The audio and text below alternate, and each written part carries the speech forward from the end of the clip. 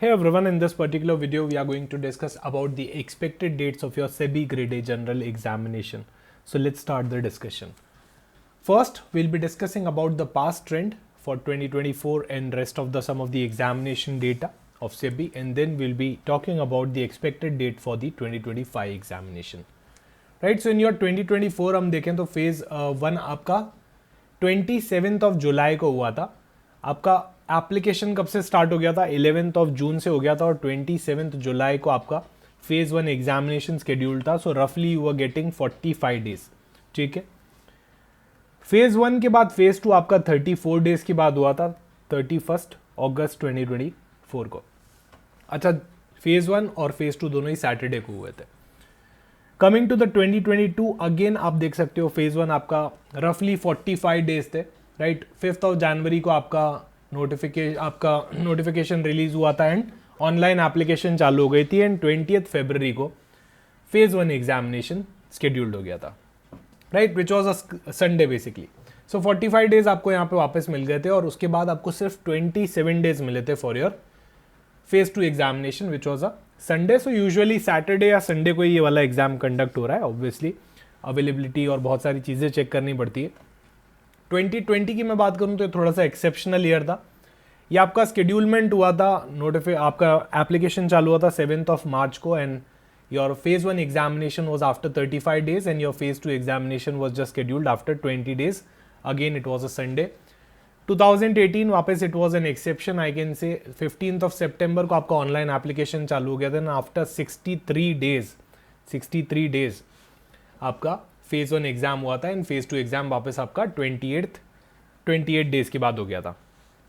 Again one was Saturday and one was Sunday.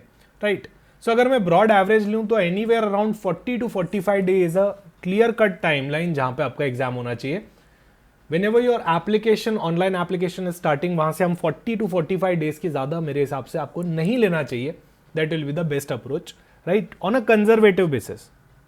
And for phase 2 examination anywhere around 27 to 30 days हमको add करने चाहिए.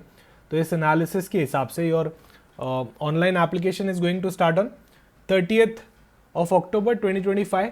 Right, 30th October 2025 को आपका online application चालू हो जाएगा. डिटेल्ड एडवर्टीजमेंट भी रिलीज हो जाएगा.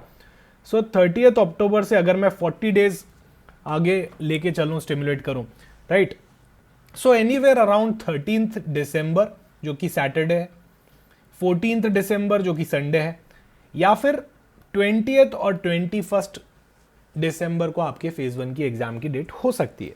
राइट, थोड़ा सा जल्दी होना हुआ तो 13th और 14th हो जाएगी और थोड़ा सा अगर डिले भी हुआ, पूरा प्रॉपर आपको 45 डेज वाला टाइम के बाद ही हुआ तो फिर 20 to 21st डे भी हो सकती है.